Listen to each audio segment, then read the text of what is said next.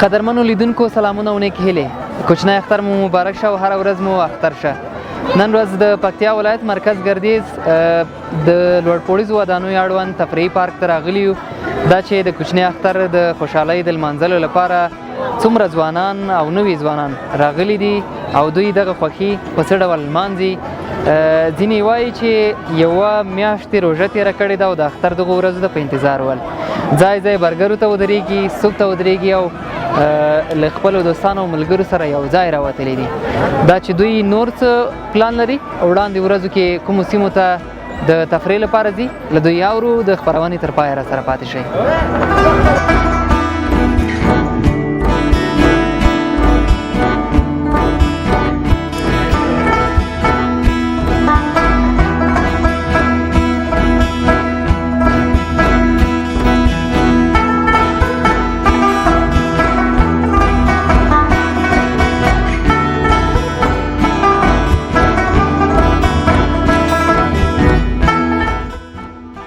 انشاءالله واقعا د اختر ورځ لومړی ورځ ده.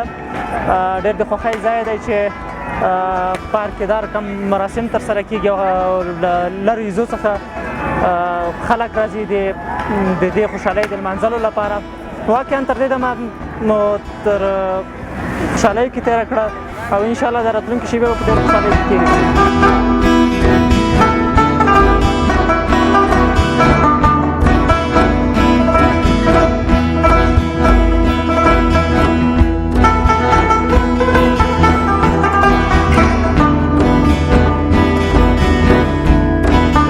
ډېر خوشحاله دی او د هر ځای نه راغلی دی.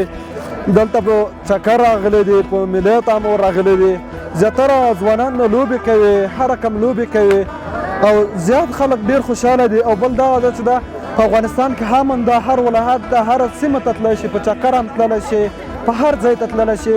امن ده، امنیت ده، اوس ډېر امنیت ده وروره پوه شولې. او زه راغلی یم د فلحال د باغاکي څخه راغلی یم او دلته په چکر ورته راغلی و. ډېر ښه ځای ده او الله پاک د افغانستان قایم او دایم دغه شی لري.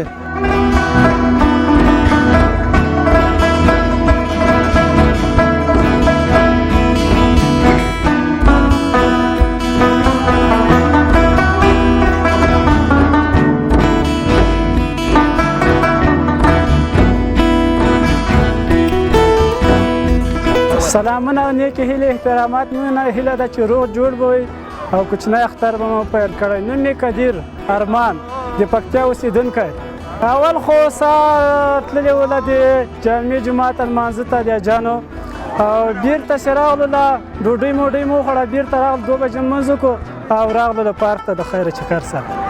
دا خو بله منزل د پارک ده او ښه سیمه ده. ټول خلک خوشحاله دي راغلي خپلو ملګرو سره چکر ته.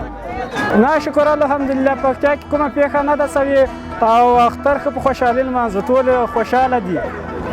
پلان خو همدا ده چې ننګرهار ته به لاړ شو د خیره او د کوچني اختر مبارکي ټولو هېوادوالو ته وایو، او که دلته دي او که د هېواد نه بهر د مسافر دي.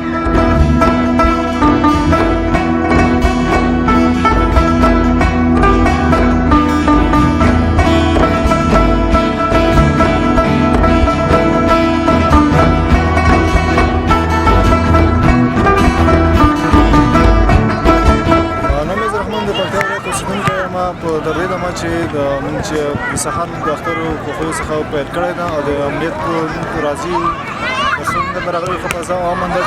کوچني اختر اوله ورځ تاسو ګورئ چې د مرکز ګردیز مرکزي پارک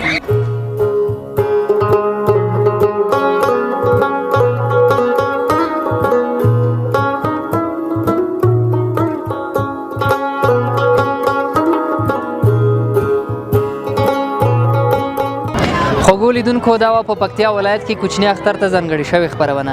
تر بیا چې زه بختیار اتل او زما د کمرې ملګری تواب ارمان ستاسو په درانه حضور کې حاضرېږو. په پاک الله مو سپارو. ښې شېبې ولرئ. خوشحاله اختر.